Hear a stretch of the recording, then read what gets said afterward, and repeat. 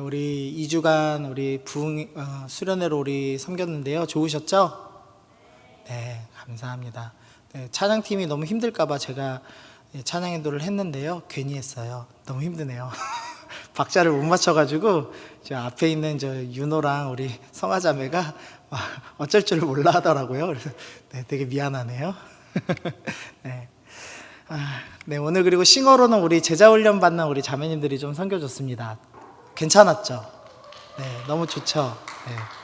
네, 지금 싱어들도 제가 박자가 안 맞춰가지고 지금 되게 힘들었어요. 그래서 째려보네요, 저. 네, 감사합니다. 오늘은 우리 여호수아서 3장과 4장 말씀을 좀 함께 보려고 합니다. 읽기는 3장만 읽었지만요, 3장과 4장 말씀 보는데요. 먼저 내용을 좀 먼저 정리를 하면은요, 3장 1절 보니까 또 여호수아가 아침에 일찍 일어나서 그와 모든 이스라엘 자손들과 더불어 시딤에서 떠나 요단에 이르러 건너가기 전에 거기서 유숙하니라 라고 합니다. 지금 시딤에서 이제 모세가 죽었습니다. 그리고 나서 요단강 앞까지 왔습니다. 이제 요단을 넘어가면 드디어 약속한 땅 가나안의 첫 발을 내딛게 되는 순간입니다. 그래서 요단강을 앞두고 거기서 이제 이제 딱 길에서 이제 잠을 좀 잤습니다. 그리고 나서 백성에게 명령하여 이르되 너희는 레위 사람 제사장들이 너희 하나님 여호와의 언약궤를 메는 것을 보거든 너희 있는 곳을 떠나 그 뒤를 따르라. 하나님께서 명령하셨는데 제사장들이 언약궤를 메고 이동하면 그것을 따라가라 라고 말씀합니다. 그런데 그 길은 한 번도 가보지 못한 길이다 라고 이제 이야기를 합니다.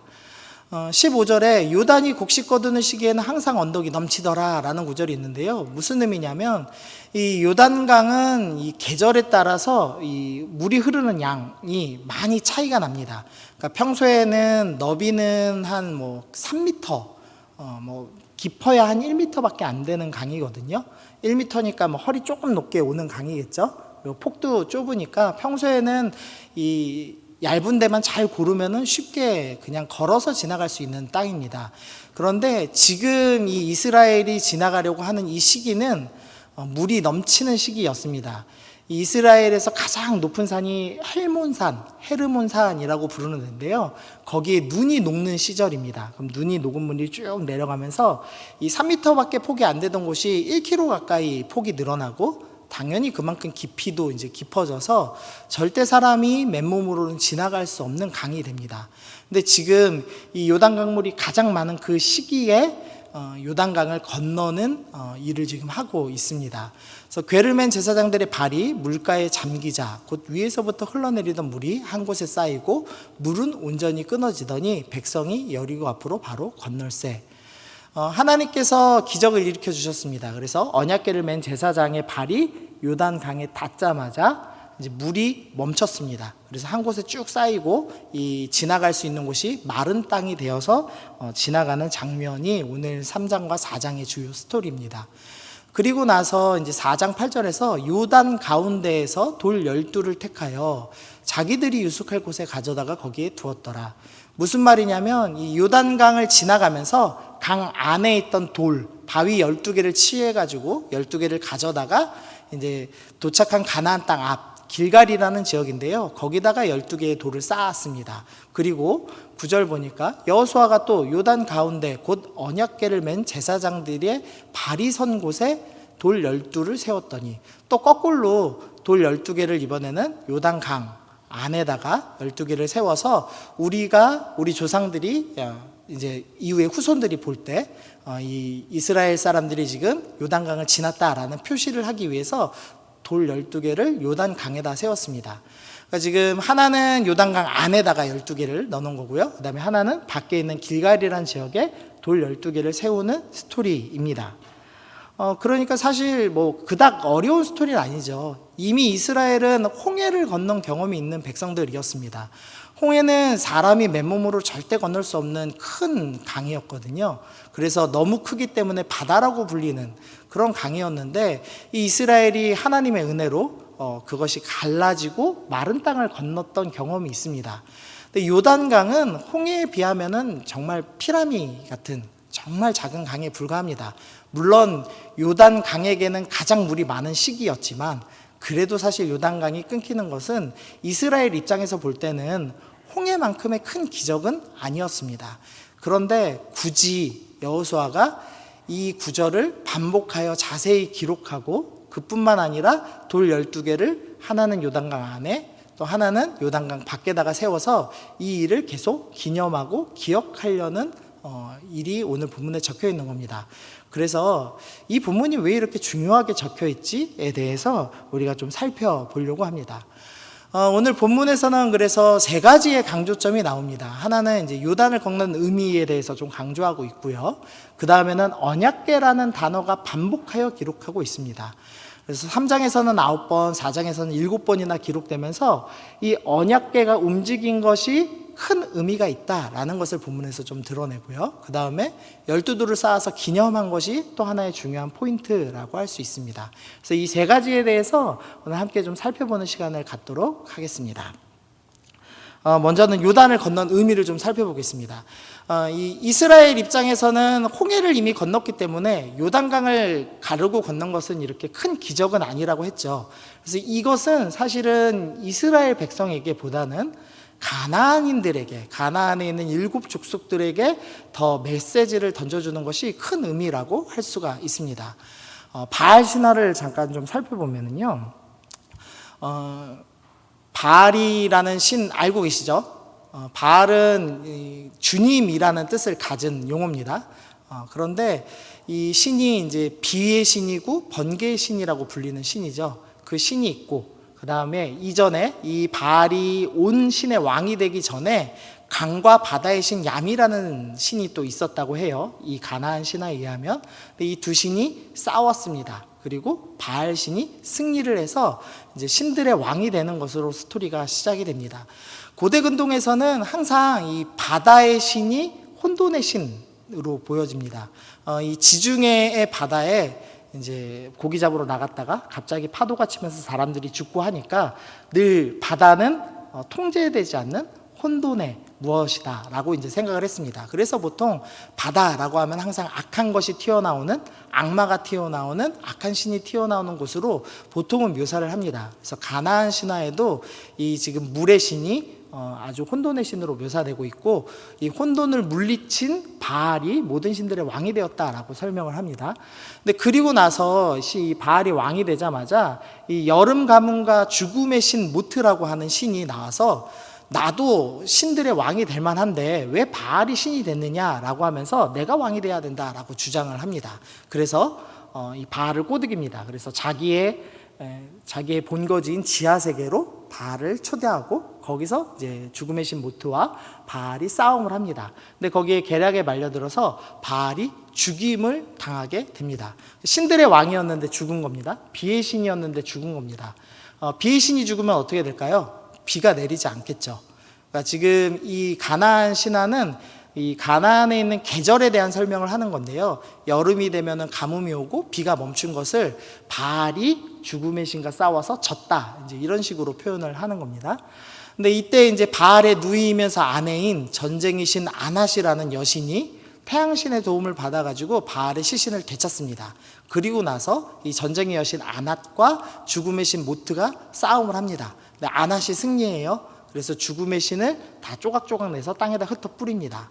그러자 이제 생명이 다시 돋아나고 바알이 다시 부활했다. 그래서 여름 가뭄을 이겨내고 생명이 다시 자라나는 장면을 이렇게 신화로 지금 표현을 해 둔 것입니다. 그래서 여름의 더위와 가뭄을 비와 생명력이 승리하는 내용이다. 이렇게 이제 보통 학자들이 설명을 합니다. 이해가 되시죠? 보통 계절을 설명하는 이 순환하는 계절을 설명하는 신화, 전형적인 신화 설명입니다. 이런 신화를 갖고 있는 이 가나안 민족들이 오늘 하나님께서 행하시는 일을 보면은 충격스러운 장면이 있는 겁니다. 3장 13절 다시 보니까요, 온 땅의 주 여호와의 궤를 맨 제사장의 발바닥이 요단강 물을 밟았다라는 표현을 합니다. 제사장들이 물 안으로 들어갔다. 그러자 물이 이렇게 갈라졌다. 이렇게 묘사해도 상관없죠. 그러니까 발이 물에 담겼다. 이렇게 묘사해도 상관없는데 굳이 물을 밟았다라는 묘사를 하고 있습니다. 왜냐하면은요, 이 고대근동에서는 발바닥으로 무언가를 밟다, 이것이 적에게 이기고 승리했다는 의미입니다. 그래서 열왕기하 19장에도 보니까 나의 발바닥으로 애굽의 모든 강물을 말렸도다. 그리고 열왕기상 5장 13절에도 보니까 발바닥 밑에 두시기를 기다렸다라고 하면서 발바닥으로 적을 밟고 승리하는 이 고대근동의 전형적인 이 상용구를 지금 사용하고 있는 겁니다. 그래서 요단 강물을 밟았다라는 의미는 요단 강에 그 혼돈의 신, 그 신을 밟아서 무찌르고 하나님께서 가나안 땅으로 입성하는 장면을 지금 설명하고 있는 겁니다. 이스라엘 입장에서는 잘 모릅니다. 그냥 제사장이 지나가니까 그냥 따라가는 것 뿐이지만 가나안 사람들, 이 바알 신화를 알고 있는 사람들 입장에서 볼 때는 우리 신 바알이 이 물의 신을 무찌르고 신의 왕이 되었는데 그것을 이야기로만 들었는데 이 이스라엘의 신 하나님이라는 분은 정말로 이 요단 강물을 밟아서 요단강 이 혼돈의 물의 신을 무찌르고 가나안 땅으로 들어오는 것으로 지금 보이는 장면인 겁니다. 그런 의미에서 이제 6장 3절 4절도 이 고대근동 문화에서 좀 살펴보면요, 너희 모든 군사는 그 성을 둘러 성 주위를 매일 한 번씩 돌되 엿새 동안 그리하라. 제사장 7은 7 양각 나팔을 잡고 언약궤 앞에 나아갈 것이요, 7째 날에는 그 성 7번을 돌며 그 제사장들은 나팔을 불 것이며. 잘 아는 말씀이죠. 우리 여리고 성을 도는 장면입니다. 매일 하루에 한 바퀴씩 돌다가 마지막 안식일에는 7번을 돌죠. 그리고 나니까 성벽이 무너지고 여리고성을 점령했다는 장면이 나옵니다. 근데 이것도 이스라엘 사람이 볼 때는 왜 이걸 돌게 하지? 그리고 지금 우리가 볼 때도 왜 이거 돌게 하지? 잘 이해가 안 가요. 근데 가나안 사람들한테 주는 메시지라는 겁니다. 애굽에서 이 바로가 왕이 새로 즉위하면은 성벽을 이렇게 순회하는 행사를 했습니다. 그리고 이스라엘의 북쪽 머리 위에 있는 메소포타미아 문명에 있던 이 히타이트 왕들도 겨울이 되면은 자기 영토를 한 바퀴 쭉 돌면서 내가 이 영토를 가진 왕이다라는 것을 드러내는 행사를 했습니다. 그러니까 고대 근동에서는 왕이 자신의 영토의 권리를 주장하기 위해서 영토를 이렇게 뺑글 도는 문화가 있었습니다. 그러니까 가나안 사람 입장에서 보면은 이 여리고성을 뱅글뱅글 돈 것도 지금 하나님으로 상징되는 언약궤가 돌면서 내가 가나안 땅의 진정한 주인이다. 그리고 바알이 진짜 신이 아니라 내가 진짜 신이어서 요단 강물을 밟고 내가 내 땅에 들어왔다라고 선언하는 장면이라는 겁니다. 그래서 5장 1절에 보니까 요단 물을 이스라엘 자손 앞에서 말리시고 우리를 건너게 하셨음을 듣고 마음이 녹았고 이스라엘 자손들 때문에 정신을 잃었더라. 가나안 사람들이 요단강을 건넌 것을 보고 마음이 녹고 정신이 잃었다라고 표현합니다. 사실 홍해를 건넌 것이 더 큰 사건이고 그 다음에 요단 동편에 있는 바산하고 옥 거기 땅을 정복한 것이 훨씬 더 큰 일인데 그 일들 때문에 마음이 녹은 것이 아니라 요단 강물을 밟고 건넜다는 사건 때문에 마음이 녹았다고 표현합니다. 이게 바로 가나안 사람들에게는 경고의 메시지, 심판의 메시지로 들렸다는 의미인 거죠. 그래서 좀 이렇게 좀 묵상해봤어요. 하나님께서는 가나안인들이 들을 수 있는 메시지로 경고를 하셨다라는 묵상을 좀 해봤습니다. 이 메시지를 제대로 들은 사람들이 있었습니다. 라합은 이스라엘이 요단강을 건너기 전부터 하나님에 대한 소문을 듣고 하나님을 믿기로 결정했죠. 그런데 하나님께서 요단강을 건너신 뒤에 이것을 결정한 사람들도 있었습니다. 이후에 보면은 기브온 거민, 기브온 성에 살고 있는 민족들이 있는데 이 민족들은 이스라엘이 요단강을 건너자 항복해야 되겠다 결정을 하고 준비를 합니다. 하나님께서는 그들의 눈높이에 맞춰서 경고의 메시지를 보내주셨고 그 경고 메시지를 듣고 회심하고 돌아온 사람들이 있었습니다. 하나님께서 우리에게 말씀하고 싶어 하십니다. 하나님께서 우리를 자녀 삼으셨죠. 그래서 여러분 한 명 한 명이 하나님의 자녀이고 하나님이 너무나 사랑하셔서 자꾸 말을 걸고 싶어 하십니다. 제가 그 집에 가면요 꼭 하는 게 있는데요. 이제 서연이한테 가가지고 꼭 안아주고 이제 뽀뽀를 합니다. 죄송합니다. 서연이한테 이렇게 뽀뽀를 하면요, 서연이가 되게 싫어해요. 특히 오늘같이 이제 땀 흘리고 가면은 아빠 냄새나 저리 가 이래요. 그래서 되게 좀 마음이 아픈데 어쨌든 부모는요 자녀한테 말 걸고 싶고 스킨십 하고 싶어요. 그게 너무 정상적이죠. 하나님은 우리한테 말을 걸고 싶으십니다. 그런데 문제가 있는데 아이의 수준에 따라서 들을 수 있는 말이 다르다는 겁니다. 그러니까 저는 지금 서연이한테 말하면 서연이가 얼추 다 이해합니다. 6살이기 때문에 웬만히 말하면 다 이해합니다. 그런데 김명영 목사님 아시죠? 김명영 목사님 딸 채원이 김명영 목사님 온 우주에서 가장 이쁘다고 하는 온 우주의 가장 미인 우리 채원이에게 우리 김명영 목사님이 자꾸 대화를 시도해요. 그러면 우리 채원이가 와 이렇게 말하거든요. 그러면은 김명영 목사님이 자랑스럽게 얘기해요.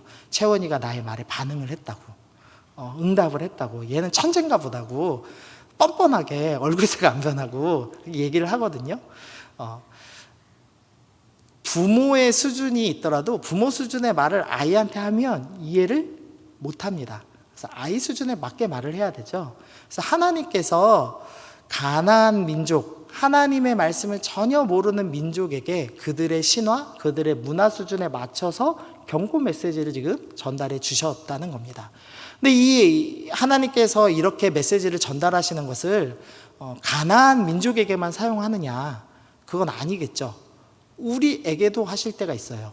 하나님이 여러분하고 정말 많은 말을 하고 싶거든요. 많은 대화를 나누고 싶거든요. 근데 매일 기도도 안 하고 말씀은 단 한 번도 읽은 적이 없고, 그러니까 하나님의 말씀을 들을 수 없는 수준의 연약한 사람들이 있습니다. 그러면 하나님께서 어떻게 하시냐면 그들 수준에 맞춰서 말씀을 하십니다.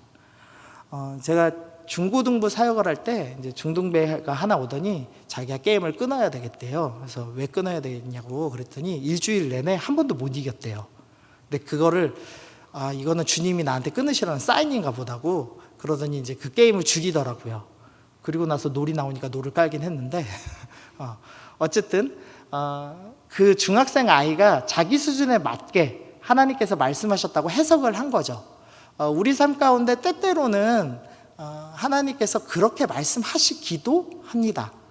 여기서 기도합니다라고 한 것은 모든 삶에 있었던 일을 다 하나님의 음성으로 해석하지 말라는 말씀이에요. 하지만 명확하게 하나님이 이거는 하나님이 나 막으시려고 지금 안 되게 하시나 봐 하실 때가 있다는 겁니다. 그래서 내 수준에 맞춰서 뭔가 말씀을 하실 때는 삶 속에서 하나님이 경고의 메시지를 날리시는구나 라고 들을 필요가 있습니다. 그리고 한 가지를 더 해야 되겠죠. 하나님이 내가 얼마나 하나님하고 나랑 대화할 줄 모르면 이렇게 나한테 말씀하실까? 내가 하나님하고 직접 대화할 수 있을 만큼 내가 하나님께 기도하고 말씀을 읽고 찬양하고 묵상을 하면서 하나님하고 대화할 수 있도록 내가 이제 주님의 언어를 배워야 되겠다. 이런 마음으로 우리가 말씀을 좀 읽고 배워야겠죠. 궁극적으로 우리가 성장을 해야 됩니다. 그러나 어쨌든 여기서는 내 수준에 맞춰서 말씀하실 때도 있더라. 그럴 때 주님의 메시지를 들을 필요가 있다라고 좀 적용을 좀 해보겠습니다. 자, 두 번째 강조됐던 언약궤에 대해서 좀 들어보겠습니다. 이 언약궤는 이스라엘 백성에게 전달되는 메시지라고 할 수 있습니다. 언약궤 사진을 좀 갖고 왔는데요. 언약궤 보니까 지금 나무 상자죠. 금칠한 나무 상자입니다. 그리고 그 위에 뭐가 올려져 있죠? 천사 둘이 조각이 되어 있습니다. 성경에는 천사라고도 표현되어 있지만 보통은 그룹이라고 설명이 되어 있어요.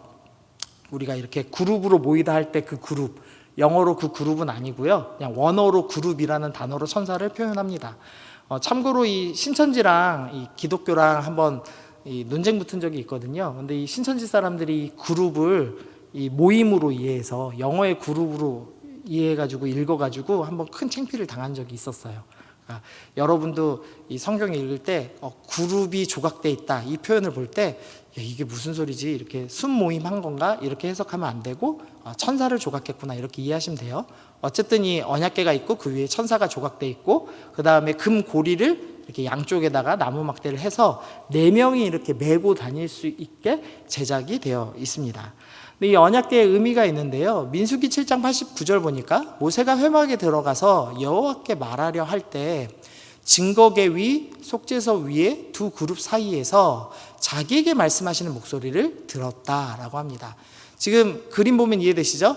이 두 그룹 천사들 사이에서 소리가 났다라는 거죠. 하나님께서 이 천사들 사이에 좌정하여 앉아 계시면서 거기서 마치 말씀을 하시듯이 이야기하는 장면입니다.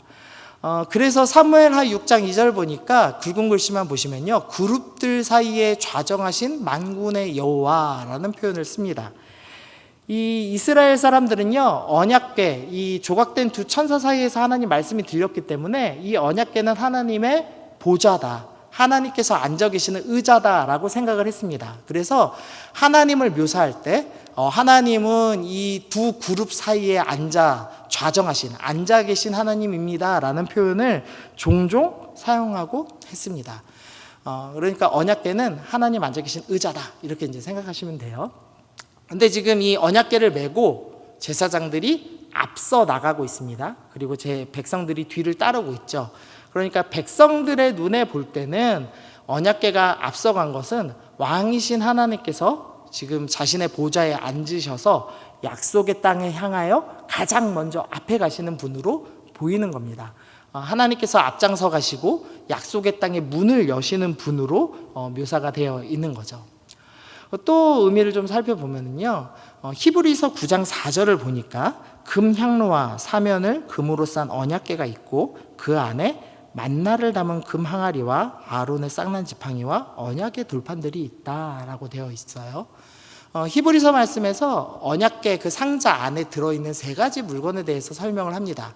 하나는 만나, 광야에서 하나님께서 내려주셨던 빵이죠. 그리고 아론의 쌍난 지팡이. 이 아론의 쌍난 지팡이 혹시 기억나시나요? 우리 좀 어렵게 배웠는데 이 고라 자손들이 반역을 일으켰죠. 그랬다가 산채로 스올에 빠져 죽는 엄청난 일을 겪었습니다. 그 일을 겪고 나서 이스라엘 백성들이 우리도 반역하여서 하나님의 성소가, 하나님의 성막이 가운데 있는데 그 근처만 가도 우리도 땅에 파묻혀 죽을까 봐 두려워하면서 벌벌 떨기 시작하죠. 이제 그러자 하나님께서 각 지파별로 지팡이를 갖고 와라, 그리고 아론도 지팡이를 갖고 와라 라고 하셔서 그 하룻밤 사이에 죽어있는 지팡이에서 싹이 나게 하시죠. 그래서 아론의 지팡이만 싹이 나게 하셨습니다. 그래서 하나님께서 아론의 가문을 제사장으로 선택하였고 내가 이 제사장을 통해서 너희를 속죄함으로써 너희를 죽이지 않겠다라는 약속을 하신 장면을 우리가 살펴봤습니다. 그래서 아론의 쌍난 지팡이는 반역한 백성임에도 불구하고 하나님께서 죽이지 않으시고 긍휼을 베푸신다라는 그런 증표였습니다. 그리고 십계명 돌판, 모세가 이제 시내산 내려오면서 2개의 돌판을 갖고 내려왔습니다. 그 십계명 돌판이죠. 그 언약의 돌판, 십계명 돌판이 지금 언약궤 안에 들어있는 3가지 물건으로 지금 설명이 되어 있습니다. 그러니까 좀 이렇게 좀 설명해 볼 수 있을 것 같아요. 만나는 언약 전부터 주어진 육의 양식이라고 할 수 있겠습니다. 그러니까 하나님과 이스라엘 백성이 시내산에서 언약을 맺기 전까지는 아직 이스라엘 백성은 주님의 백성이 아니었습니다. 근데 그럼에도 불구하고 하나님께서 광야에서 만나를 주셔서 이들을 먹이셨죠. 그러니까 이 백성이 구원받기 전부터 하나님의 이끄심을 받고 하나님의 베푸시는 은혜를 받았습니다. 그것을 상징하는 것이 바로 만나죠. 그리고 아론의 쌍난 지팡이는 반역하였지만 죽이지 않겠다, 긍휼히 여기겠다는 사인이었죠. 그리고 십계명 돌판은 이제 하나님의 백성된 사람, 시내산에서 결혼식 맺은 이 백성들이 어떻게 살아야 되는가를 보여주는 그 대표적인 말씀으로서 십계명 돌판이 있었습니다. 그러니까 언약궤 안에 들은 물건은 우리 구원의 여정을 지금 다 보여줍니다. 구원받기 전에 하나님께서 우리를 이끄셨던 그 만나의 긍휼, 그리고 구원받을 백성임에도 불구하고 끊임없이 반역하고 하나님을 믿지 못하던 그 백성이었는데도 불구하고 우리를 제사장의 속죄를 통해서 구원하시길 결정하시는 하나님의 긍휼, 그것이 지팡이에 담겨 있고, 그리고 이제 구원받은 언약 백성들이 어떻게 살아야 될 것인가를 가르쳐 주시는 십계명, 그 법이 지금 이 언약궤 물건 안에 모두 포함이 되어 있는 겁니다. 그러니까 언약궤가 앞에 갔다라는 것은 하나님께서 구원받지 못한 백성들을 어떻게 구원의 여정으로 이끌어 가시는가를 보여주는 하나의 상징이라고 할 수가 있겠습니다. 신약에도 이 비슷한 그림이 있어요. 좀 어려울 수도 있는데 들어보세요. 신약에서 예수님께서 오병이어를 베푸시죠. 근데 오병이어를 베풀 때 하나님을 믿지 않는 백성들도 오병이어를 먹었습니다. 그러니까 이스라엘 백성들에게는 오병이어를 베푸셨고 이방 땅에는 칠병이어라고 부르는 기적을 베푸셨죠. 그래서 아직 믿지 않는 자들에게 하나님은 이렇게 풍성하다는 걸 보여주는 궁율의 빵을 먹이셨습니다. 그리고 하나님을 왕으로 섬길 것처럼 예루살렘에 들어가셨을 때는 호산나 높은 곳에 계신 이여라고 하면서 낙이 타신 예수님을 찬양하던 이 사람들이 예수님이 십자가에 달리실 때는 조롱하고 모욕을 했습니다. 그 반역한 백성들을 향하여서 십자가를 통해서 긍휼을 베푸셨죠. 우리가 쌍난지팡이가 십자가를 상징한다는 거 이미 배웠죠. 그래서 예수님께서 이 십자가를 통해서 반역한 백성에게 긍휼을 베푸셨습니다. 그리고 십계명 돌판, 새 언약을 주신 거죠. 예수님께서 마지막 십자가 달리기 전에 새 언약을 너희에게 주노니 서로 사랑하라 라고 말씀하셨습니다. 그러니까 예수님께서도 이 언약궤 안에 들은 물건으로 상징되는 이 구원의 여정을 차근차근히 밟으면서 신약에서도 설명을 하신 겁니다. 그러니까 언약궤가 우리보다 앞서가서 약속의 땅 입구에 먼저 발을 딱 디딛고 서심으로써 내가 왕으로서 먼저 앞에 간다. 그리고 내가 구원받지 않았던 이 백성을 먹이고 반역했던 이 백성을 용서하고 이들과 언약을 맺고 이제 하나님 나라 백성답게 살도록 가르치는 그 법, 이것을 다 집어넣어 주심으로써 내가 너희를 약속의 땅에 이끄는 통로가 되겠다. 내가 너희를 이끄는 주인이다 라는 것을 이 언약궤를 통해서 설명을 하고 계시는 겁니다. 먹이시고 용서하시고 언약을 맺으시는 하나님께서 약속의 땅에 인도하신다. 이것을 이 언약궤가 앞서가는 것을 통해서 상징합니다. 이스라엘 백성들은 이제 이것을 보면서 맞아, 주님이 우리 구원받기도 전에 먹이셨지, 주님이 우리 반역했는데도 우리 용서해 주셨지, 그리고 나 언약 백성 삼아 주셔서 나 이제 십계명 지키면서 자유롭게 살 수 있게 하셨지, 이 놀라운 은혜에 감사하고 그것을 생각하면서 약속의 땅에 들어갈 수 있게 된 거죠. 자, 우리 세 번째로는 제사장을 먼저 살펴볼게요. 3장 14절, 백성이 요단을 건너려고 자기 장막을 떠날 때 제사장들이 언약궤를 메고 백성 앞에 나아갔습니다. 지금 백성 앞에 나갔죠. 그리고 요단이 곡식을 거두는 시기에는 항상 언덕이 넘쳤습니다. 물이 가득 찼습니다. 그때 제사장이 발을 물에다가 담는 장면이 지금 14절과 15절에 나옵니다. 그림으로 보면 이렇게 볼 수 있어요. 우리 지금 민수기 공부하시면서 제사장에 대해서 계속 배웠죠. 하나님과 백성 사이에 서서 행하는 사람이었습니다. 그래서 기도의 향로를 그리고 쌍난 지팡이를 들고 그 다음에 그런 식으로 싸웠죠. 갑자기 생각 안 나네요. 어쨌든 제사장은 하나님과 백성 사이에 서 있는 사람이었습니다. 근데 오늘도 지금 그런 식의 장면이 묘사가 되고 있는 거예요. 이 요단 강, 이 혼돈의 강, 세상으로 상징되는 이 혼돈의 강을 제사장이 먼저 앞서 갑니다. 그래서 제사장이 그 강물을 경험하죠. 강물을 밟음으로써 그 물을 경험합니다. 그리고 제사장을 따르는 백성들은 물을 밟지 않고 마른 땅을 지나갔습니다. 그러니까 제사장이라는 사람은 어떤 존재냐? 하나님 말씀에 순종하여서 앞장서는 사람입니다. 하나님 말씀에 순종하여서 먼저 세상의 그 혼탁한 그 강물에 발을 담는 사람입니다. 우리가 강물에 발을 담금으로써 백성들은 그 어려움을 경험하지 않게 만드는 사람, 그 사람이 제사장으로 오늘 묘사가 되고 있는 겁니다. 그래서 제사장은 하나님의 보좌인 언약궤를 맨 사람들이다. 하나님과 함께 동행하며 하나님 말씀에 순종하며 앞장서는 사람들이다. 우리를 지금 계속해서 제사장 나라를 삼으시는 하나님의 말씀을 들었습니다. 그래서 우리가 제사장으로서는 어떤 삶 살아야 되지를 좀 묵상을 해본다면 이렇게 묵상할 수 있을 것 같아요. 우리는 하나님과 함께 동행하는 사람이야. 우리 어깨에는 하나님을 짊어맸어. 하나님의 보좌를 내 어깨에 맨 거야. 그러니까 늘 정결해야 되고 거룩해야 돼. 그리고 우리는 하나님의 언약궤를 맨 사람으로서 하나님 말씀에 순종해야 돼. 앞장서라고 하시면 앞서갈 것이고 뒤로 가라 하시면 뒤로 설 거야. 제사장들은 지금 앞장서라는 말씀에 앞장섰습니다. 앞에는 지금 1km 이상 되는 큰 강물이 있어요. 물이 거세게 흐릅니다. 근데 하나님께서 발을 요단강에 담궈라라고 명령하셨습니다. 자칫 잘못하면 물에 죽을 수도 있는 상황이죠. 근데 제사장들은 순종하여서 발을 물에다 담궜습니다. 그러자 물이 멈췄죠. 갈라졌죠. 그리고 나서 이 제사장들은 요단강 가운데 섰습니다. 그리고 모든 백성들이 안전하게 다 지나갈 때까지 가장 위험한 곳을 지키고 서 있는 사람들이었습니다. 그래서 백성들은 물을 경험하지 않았습니다. 제사장적 사명이 무엇이냐라고 설명을 한다면 이거라고 설명할 수 있을 것 같아요. 먼저 세상을 경험하지만 백성들을 보호하는 사람이다. 혼돈과 두려움이 눈앞에 있을지라도 하나님 말씀에 순종하여서 먼저 발걸음을 내딛는 사람, 프론티어 정신을 가지고 먼저 앞으로 나아가는 사람이 제사장이다라고 설명할 수가 있겠습니다. 대신에 제사장이 누린 축복이 하나 있었습니다. 가장 어려운 일을 했죠. 그렇기 때문에 누구보다도 먼저 약속의 땅을 밟은 사람들이 되었습니다. 여러분들이 어떤 신앙을 할 것인가, 어떤 신앙생활을 할 것인가를 좀 생각해 보시면 좋겠어요. 백성으로서 뒤에서 따라올 수도 있습니다. 하지만 제사장적 사명을 가지고 말씀에 순종하여서 먼저 앞장서서 백성들 앞에 서는 사람이 될 수도 있습니다.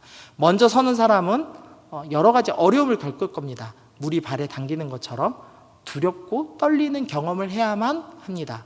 대신에 하나님이 행하시는 일을 먼저 맛볼 수 있는 사람이 됩니다. 하나님께서 여러분에게 원하는 게 있다면 너희는 제사장적 사명을 가지고 살아라. 쫓아가는 사람이 아니라 앞장서는 사람이 되어라. 먼저 믿음으로 약속의 땅을 밟는 사람이 되어라 라고 우리 가운데 말씀하신다고 믿습니다. 하나님께서는 우리 모두를 제사장으로 부르셨습니다. 하나님께서는 우리에게 너 나랑 내 언약궤 메고 나랑 같이 함께하자, 동행하자, 내 말씀에 순종해라. 어려움도 있을 것이다, 두려움도 있을 것이다, 떨림도 있을 것이다. 그러나 약속의 땅을 먼저 맛보게 될 것이다. 하나님과 함께하는 놀라운 평안과 안식을 먼저 누리게 될 것이다 라고 말씀하시면서 우리를 제사장의 사명으로 초대하십니다. 여러분의 신앙생활에서 제사장처럼 앞으로 나갈 수도 있고, 아니면 두려워서 벌벌 떨 수도 있고, 아니면 뒤에 나오는 아간처럼 내 욕망과 욕심을 채우려고 하다가 하나님 나라에서 탈락한 부끄러운 사람이 될 수도 있습니다. 이 여호수아 말씀을 좀 같이 묵상하시면서 공부하시면서 나는 어떤 사람으로 지금 살고 있지? 그리고 나는 어떤 사람이 돼야 하지? 에 대해서 잘 생각해 보시면 좋겠어요. 하나님은 나랑 같이 가자, 함께 걷자라고 말씀하시는 분입니다. 마지막입니다. 우리 12돌을 쌓은 장면입니다. 4장이에요. 4장 7절. 이 돌들이 이스라엘 자손에게 영원히 기념이 되리라. 여호수아가 지금 굳이 요단강 가운데 있는 돌을 길갈로 옮겨서 12개의 돌을 세웠고, 또 거꾸로 또 요단강에다가 또 그 돌 12개를 넣어가지고 양쪽에다가 지금 돌 무더기를 쌓았습니다. 그리고 그 쌓은 이유를 영원히 기념할 것이다 라고 이야기를 합니다. 성경에서 기념하다라는 단어가 나오면은요, 기억하다 라고 생각하시면 돼요. 영원히 기억할 수 있게 하려고 여호수아는 지금 이 돌을 쌓은 것입니다. 여호수아는 광야 1세대였습니다. 애굽에서 태어나서 광야 1세대로서의 삶을 살았습니다. 그런데 이 12명의 정탐꾼이 우리는 가나안 땅 정복할 수 없습니다 라는 그 믿음 없는 말 때문에 여호수아와 갈렙을 제외하고 광야 1세대가 전부 죽는 경험을 했습니다. 여호수아한테는 너무나 충격적인 경험이었을 거예요. 같이 살던, 같이 애굽에서부터 탈출해서 하나님께서 홍해를 가르시는 그 놀라운 기적을 경험했고, 만나를 온 광야에 이렇게 풍성하게 여시는 것을 경험했고, 시내산에서 울려 나오는 그 하나님의 음성을 직접 들은 이 백성이 이 전 세계 어느 시대에도 경험하지 못한 이 놀라운 기적을 경험한 세대가 정말로 초라하게 믿음 없어서 망하는 걸 봤던 사람입니다. 그래서 여호수아는 마치 이렇게 좀 집착해요. 이 백성들이 이 기적을 기억하게 해야 돼. 그 사명을 가지고 계속해서 무언가를 쌓고 비석에다가 말씀을 새기고 그러면서 기억에 남게 하려고 애를 씁니다. 그러니까 저는 이거를 세이브 포인트라는 생각을 좀 했는데요. 그 게임 하실 때 보면은 그 보스한테 가기 전에 세이브를 해놓으면 편하잖아요. 괜히 자신만만하게 내 실력이면은 뭐 보스는 한 방에 깨지 이러면서 세이브 안 하면은 1판부터 다시 해야 되거든요. 1시간, 2시간 다시 해야 되거든요. 그거 되게 곤욕스럽잖아요. 그래서 보통 우리가 세이브 포인트를 잡죠. 그것처럼 우리 인생에서 하나님이 은혜를 주셨을 때마다 그 은혜를 기억하기 위한 어떤 포인트를 만드는 작업이 필요하다라는 생각을 좀 해봤습니다. 주신 은혜를 기억할 수 있는 은혜의 포인트를 좀 찾아보면 어떨까라는 생각을 했어요. 제가 이 예배드리기 전에 보통 이제 뒤에 있으면요, 우리 그 고준영 형제가 막 열심히 뭘 적어요. 그거 보셨죠, 다? 들어올 때 열심히 적습니다. 그러더니 저한테 갑자기 목사님 대단해요 이러는 거예요. 그래갖고 뭐가 대단하냐고 그랬더니 어떻게 이런 생각을 할 수 있어요? 그래요. 그래서 무슨 생각인데 그랬더니 제가 2년 전에 한 설교를 자기 핸드폰에 있는 걸 받아 적으면서 나보고 대단하대요. 근데 저는 기억이 안 나거든요. 그 설교문 다시 봐야 기억나죠. 근데 그 친구가 그거를 핸드폰에 적었다가 노트에 다시 적으면서 은혜를 다시 떠올리는 거예요. 근데 좀 웃기긴 했지만, 좀 독특하다고 생각은 했지만, 근데 좋은 습관이라는 생각도 했습니다. 이전에 내가 받은 은혜들을 다시 되돌려 보는 거죠. 맞아, 하나님이 이렇게 은혜 베푸셨어. 우리 인생 가운데서 하나님께서 은혜를 베푸셨을 때마다 여러분 나름의 세이브 포인트를 만드시면 좋겠어요. 예를 들면 하나님이 나한테 큰 일을 행하셔서 내가 원하는 뭔가 일을 이뤘어요. 그럼 어떤 분들은 그 일이 있을 때마다 누군가에게 선행을 베풀어요. 하나님이 나 합격시켜 주셨어. 그러니까 내가 어려운 이웃 도와야지. 그러면서 어려운 이웃한테 막 100만 원 헌금하시고 이런 분을 본 적이 있거든요. 감사의 표현을 하는 거죠. 그리고 동시에 자신이 받은 은혜를 기억하게 하는 겁니다. 이제 인생에 어려움이 있을 때마다 100만 원이 생각나죠. 은혜는 잘 기억나지 않지만 내가 100만 원 헌금했지. 왜 했지? 맞아. 하나님이 내가 정말 어렵고 힘들 때 내 실력으로 안 된다고 생각했을 때 나 합격시켜 주셨지. 그러면서 그 은혜의 시점을 다시 기억하는 겁니다. 저도 몇 번의 이런 세이브 포인트 같은 때가 있거든요. 제가 좀 인생이 좀 힘들었을 때, 어려웠을 때, 화요일 날 제가 DTS 훈련 받기 직전이었거든요. 근데 그때 좀 많이 힘들었어요. 정신적으로도 힘들고 영적으로도 힘들고. 그래서 마지막 광란의 밤을 보낼까, 친구들 만나서 게임도 하고 놀까. 왜냐하면 DTS 가면 핸드폰도 뺏기고 게임도 못 하거든요. 그래서 어떻게 할까 고민을 하다가 그때 마침 또 2002년 월드컵이었어요. 그때 이탈리아 대 대한민국 16강전 있던 밤이었습니다. 그래서 제가 이제 고민을 하는 거예요. 마지막 밤인데 이제 16강전 끝나면 올라가도 DTS에 가면 TV를 못 보게 하거든요. 그래서 이제 축구 못 봐요. 놀지도 못해요. 그래서 마지막을 친구들과 함께 축구를 볼까? 그렇게 고민을 했어요. 근데 제가 아니야, 이때 하나님을 다시 한번 마지막으로 더 깊이 있게 예배하면 어떨까? DTS 가면 더 주님 잘 믿겠지만 지금 먼저 이렇게 은혜를 누리면 어떨까 싶어서 그때 16강전을 포기하고 예수전도단 화요 모임을 간 적이 있습니다. 그래서 지금까지 기억하고 이렇게 자랑하잖아요. 네. 인생에서 이런 세이브 포인트를 만들어 놓으시면 참 좋아요. 내가 그때 그렇게 갈급했을 때도 예배 드렸는데 내가 지금 예배 포기할 수 없지. 다시 예배 드려야지. 제가 예배 드리기 힘들 때마다 저를 스스로 격려하고 도전할 때 사용하는 추억의 포인트입니다. 그래서 여러분들도 여러분 인생에 이런 세이브 포인트를 만들어 보시면 좋겠어요. 여호수아는 계속해서 돌을 쌓을 겁니다. 말씀을 기록할 겁니다. 그래서 여러분들도 설교 노트도 작성하시고 감사에 대한 어떤 표현도 해보시고 그러면서 여러분만의 은혜의 포인트를 좀 삼아보시면 좋겠다라는 말씀을 이 말씀을 보면서 묵상을 좀 해봤습니다. 정리할게요. 오늘 3장과 4장 말씀에서 이제 첫 번째로는 가나안인들한테 주는 메시지였습니다. 그들의 눈높이에 맞게 그들의 신화가 이해될 수 있도록 하는 경고의 메시지였다라는 것을 봤습니다. 그리고 두 번째로는 언약궤가 앞서간 것은 이스라엘 백성에게 주는 메시지인데 하나님께서 약속의 땅에 인도하신다는 것을 다시 한번 확인시켜주는 메시지였습니다.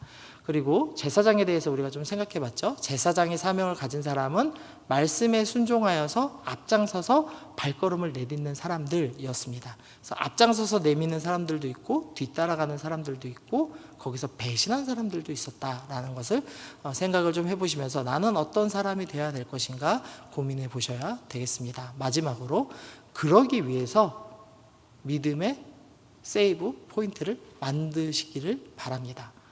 설교 노트 적는 것도 좋고요. 저희가 목사님께서 삶으로 나아가는 예배를 적게 하시는 것도 이런 것 중에 하나입니다. 그 목사님께서 이 학교에서 강의하실 때, 신대원에서 강의하실 때 교육학에서 다시 적어보게 하는 게 정말 중요하다고, 그것이 기억에 남고 되새기게, 은혜를 되새기게 한다고. 그래서 본인께서는 이 설교하고 나서 꼭 적게 하신다고 했거든요. 그리고선 이제 이 목회 현장 와보니까 계속 이렇게 적게 하시더라고요. 그래서 여러분도 여러분의 설교 노트를 좀 만들어 보셔도 좋을 것 같습니다. 여러분의 은혜의 포인트들을 좀 찾아보시면 좋을 것 같습니다. 그래서 오늘 말씀 3장과 4장 좀 길게, 좀 지루하게 좀 봤는데요. 이 요단을 건넌 이 평범한 행위 속에서도 숨겨진 메시지들이 계속 있더라. 그거 좀 기억하시면서 하나님의 메시지를 듣겠습니다. 그리고 들은 은혜를 기록하겠습니다. 끊임없이 기억하겠습니다. 그리고 하나님 말씀에 순종하여 앞장서겠습니다. 이렇게 기억하시고 적용하시면서 하나님 내가 주님 더 따라가겠습니다. 이렇게 결단하시는 여러분들 되시길 바랍니다. 우리 말씀 생각하시면서 우리 잠깐 적용하면서 함께 기도하겠습니다.